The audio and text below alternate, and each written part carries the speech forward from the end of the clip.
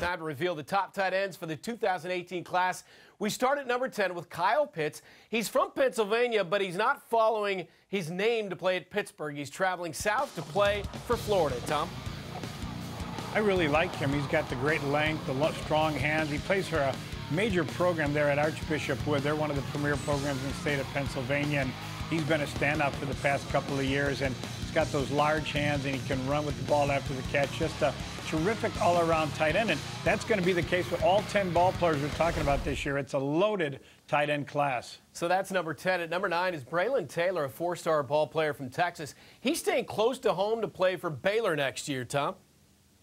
You know, with BRALEN, I went down to see him in Cuello, Texas, which is south of San Antonio, not too far from the Mexican border, and I was really shocked that with the height. He looks more like a power forward in basketball, but he can really run also. Certainly has the length. And again, when you're looking for a tight end, a lot of these guys at the high school level are split out like wide receivers, but they're going to wind up playing tight end. And BRALEN's a guy just needs to add some weight and strength, but the athletic ability is most certainly there. Landing at number 8 is Malcolm Epps, another tight end from Texas. He's also staying in state, but he's headed to play for Tom Herman at Texas in Austin, Tom. Yeah, there was quite a battle between Texas A&M, LSU, Texas for him, and everyone knew about Malcolm since his freshman year. He's one of the premier players in the Houston area. Is he going to be a linebacker? He's going to be defensive end. I believe he's going to be a tight end. He's going to remain at that position because he can catch the ball, and he could average 16 yards per catch at the high school level. He's also known as a good downfield blocker, so he's got all the tools to become a standout for Herman at Texas. Meantime, at number 7, we have Will Mallory, a 4.5-star tight end from Florida. He's also staying close to home to play for Mark Richt and Miami, Tom. Yeah, with Will Mallory, I've known his dad. I've been doing this long enough where his dad was in my magazine, Mike Mallory, who's now an assistant coach in the NFL. And Will's the slightest built of our top 10 tight ends. And he's spread out a lot as a wide receiver, but he's going to wind up as a tight end. He's got a great frame. He'll wind up weighing 240 or 250 in college, but there's no denying his hands and his ability to run with the ball after the catch. I was impressed with him from the word go. He had a great, really productive junior campaign, and big things are expected of him. And at number 6 is Pat FREIERMUTH, a 4.5-star prospect from Massachusetts. He'll be heading to Penn State next year, Tom. Well, James Franklin's done a great job in the East. I had been out there a couple of weeks ago, and he's from a private school in the northern suburbs of Boston. So a lot of people didn't know about him until recently. And then it came down to Michigan and Penn State was able to land him. And he's a big, thick kid. He's a big man on campus. He's a guy that everybody knows the ball is going to be coming to, and he's still able to catch the ball in a crowd, and he can run with the ball to the catch. And what I really like about him, which is unusual for a high school tight end, is he's already a very good inline blocker, plays on a run-oriented team, and he does a great job in his pass catching and in his blocking. All right, into the top 5 and landing at number 5, BREVIN Jordan, the 60th overall player in the class. He's from Bishop Gorman in Nevada, and he's on his way to Miami next year. Another top tight end from Mark Richt and the Canes, Tom. And you know what? He's the only one of this top 10 that's not 6'5" or taller, but he's a big, thick kid who can run, and he played on the national championship team at Bishop Gorman each of the last 2 seasons and performed very well. So he's a guy that's been playing against great competition and performs each and every time as an elite ball player.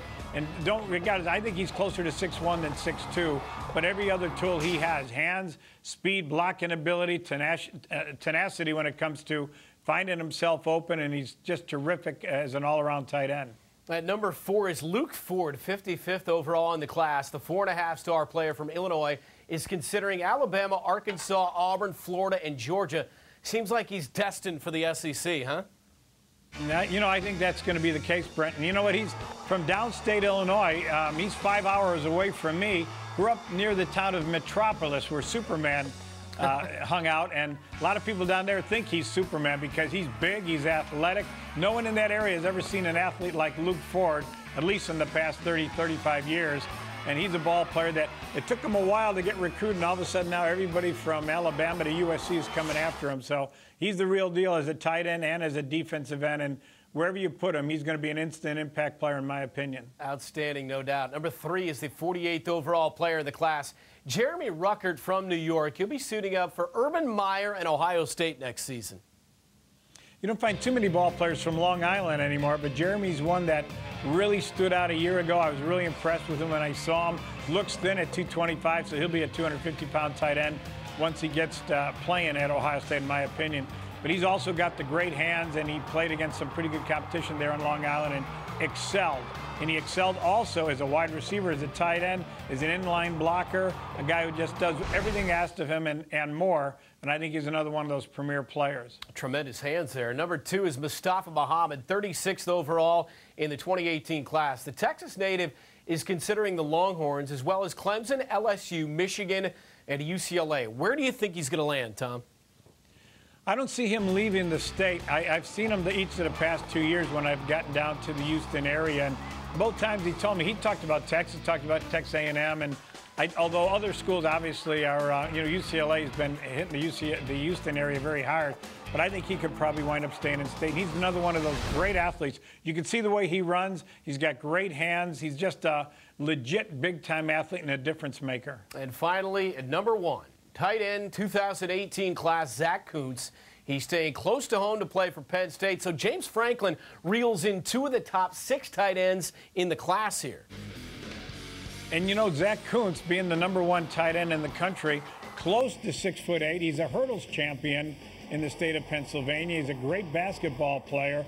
He reminds me of Kyle Rudolph, who's with the Minnesota Vikings now when it comes to just pure athletic ability, great hands, great leaping ability. He can run with the ball after the catch. He's got all the tools that Penn State's looking for to be an instant impact tight end as a true freshman. I believe he's going to be seeing significant playing time in the 2018 season in State College. Yeah, you talk about immediate impact there for KUNTZ. How does this tight end class this year compare with years past?